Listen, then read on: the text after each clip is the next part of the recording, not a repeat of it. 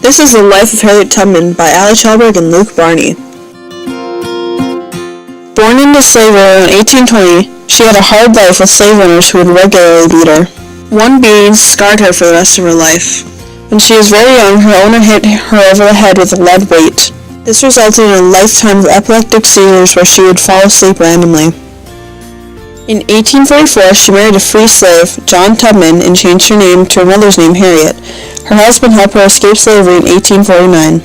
After becoming free, Harriet Tubman devoted her life to helping other slaves escape slavery, and made the dangerous journey from slave country to the north over 19 times.